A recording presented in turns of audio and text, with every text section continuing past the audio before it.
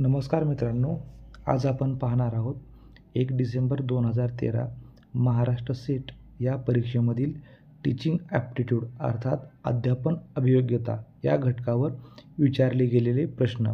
प्रश्न क्रमांक 1. पुस्तक वापरून उत्तरे लिहिण्याच्या चाचण्यांची शिफारस करण्याचे प्रमुख कारण म्हणजे open book tests are recommended mainly because. पर्याय क्रमांक ए. त्यांच्यामुळे परीक्षांमधील गैरव्यवहार कमी होतात. They reduce malpractice in examinations. पर्याय क्रमांक बी. विद्यार्थ्यांना परीक्षेच्या तयारीसाठी वेळ घालवावा लागत नाही. Students need not spend time in studying for examination. पर्याय क्रमांक सी. त्यांच्यामुळे यांत्रिक स्मरणावरील भर कमी होतो. They reduce emphasis on rote memory. आणि पर्याय क्रमांक डी. परीक्षेच्या वेळी विद्यार्थी निश्चिंत असतात. Students are relaxed at the time of examination. त्याचं उत्तर आहे पर्याय क्रमांक सी. त्यांच्यामुळे यांत्रिक स्मरणावरील भर कमी होतो.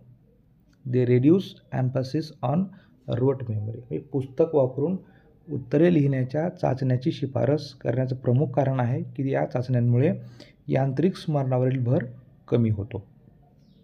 पुढील प्रश्न.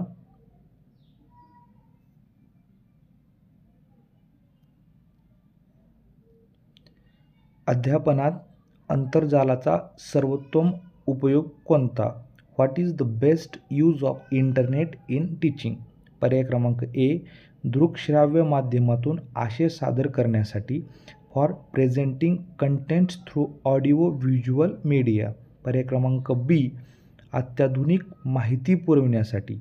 For providing latest information. पर्याय क्रमांक सी. शिक्षकाचा वेळ व श्रम वाचविण्यासाठी. For saving time and energy of a teacher. पर्याय क्रमांक डी. अध्ययन आंतरक्रियात्मक करण्यासाठी. For making learning interactive. तर आंतरजालाचा सर्वोत्तम उपयोग हा कशासाठी केला जातो? अत्याधुनिक माहिती पुरवण्यासाठी. For providing latest information. विद्यार्थ्यांना अद्ययावत ज्ञान किंवा आधुनिक ज्ञान पुरवण्यासाठी अध्यापनामध्ये टीचिंगमध्ये आंतरजालाचा उपयोग केला जातो. पुढील प्रश्न. प्रश्न क्रमांक 3.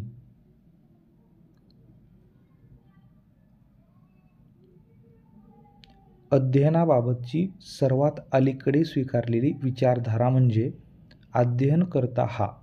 The most recently accepted paradigm of learning is that a learner is a. पर्याय क्रमांक ए. ज्ञानाचा रचयिता आहे. Constructor of knowledge. पर्याय क्रमांक बी. ज्ञानाचा स्वीकारक आहे. Receiver of knowledge. पर्याय क्रमांक सी. ज्ञानाचा उपभोक्ता आहे. Consumer of knowledge. आणि पर्याय क्रमांक डी. ज्ञानाचा संकलक आहे. Collector of knowledge. तर याचं उत्तर आहे पर्याय क्रमांक ए. ज्ञानाचा रचयिता आहे. Constructor of knowledge. पुढील प्रश्न. प्रश्न क्रमांक 4.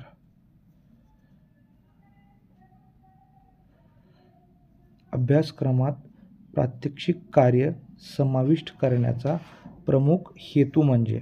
The main purpose of including practical work in curriculum is. पर्याय क्रमांक ए. सैद्धांतिक भागावरील अतिरिक्त भर कमी करणे. Reducing over emphasis on theory. पर्याय क्रमांक बी. विद्यार्थ्यांच्या विविध कौशल्यांचा विकास करणे. Developing various skills in students. पर्याय क्रमांक सी. विद्यार्थ्यांना परीक्षेत अधिक गुण मिळवण्यात मदत करणे. Helping students score better in examination. आणि पर्याय क्रमांक डी. विद्यार्थ्यांना वर्षभर गुंतवून ठेवणे. Keeping students engaged through out the year. तर प्रात्यक्षिक कार्य समाविष्ट करण्याचा प्रमुख हेतू काय असतो की प्रॅक्टिकल वर्क देण्याचा? तर त्याचं उत्तर आहे पर्याय क्रमांक 2.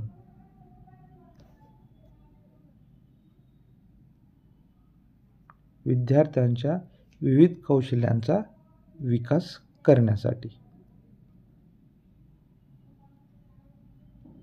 Developing various skills in students.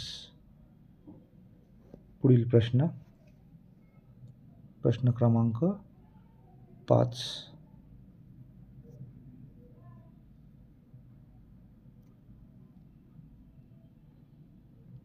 आशय आकलनाचा सर्वोत्तम मार्ग म्हणजे.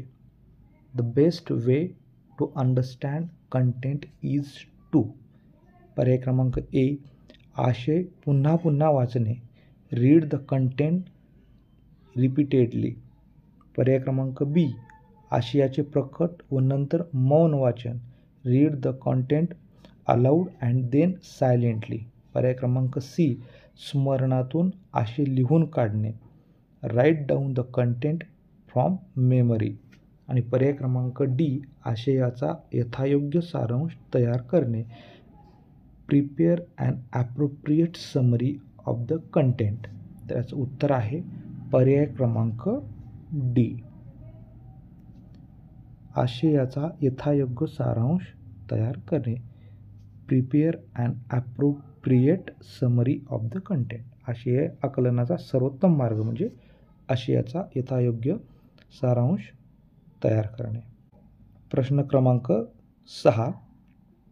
खालीलपैकी कोणते उदाहरण आंतरिक प्रेरणेचे नाही? बघा, प्रश्न विचारला आहे, उदाहरण हे आंतरिक प्रेरणेचे नाही हा प्रश्न विचारला आहे. म्हणजेच बाकीचे 3 उदाहरण हे आंतरिक प्रेरणेचे आहेत. Which of the following is not an example of intrinsic motivation. पर्याय क्रमांक ए, विशालला रसायनशास्त्रात अभिरुची आहे. Vishal is interested in chemistry. पर्याय क्रमांक बी, सुनीताला तिच्या विषयातील नवोपक्रम जाणून घेण्याची उत्सुकता आहे. Sunita is curious to know about innovations in her subject. पर्याय क्रमांक सी, परीक्षेला बसण्यास पात्र व्हावे यासाठी रवी प्रकल्प पूर्ण करतो. Ravi completes projects to become eligible to appear for examination. आणि पर्याय क्रमांक डी, विक्रीच्या व्यवसायात प्रवेश करण्याची इच्छा असल्यामुळे तृप्ता संप्रेषण विषयाची निवड करते. Trupta opts for communication as she wants to enter into marketing business. तर याच्यात काय विचारलं आहे आपल्याला की कोणते उदाहरण हे आंतरिक प्रेरणेचे नाही? तर याचं उत्तर आहे पर्याय क्रमांक सी,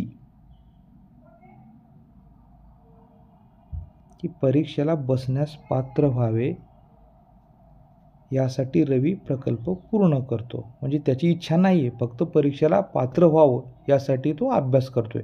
म्हणजे त्याची आंतरिक प्रेरणा अभ्यास करण्याची नाही. पर्याय क्रमांक सी याचं योग्य उत्तर आहे.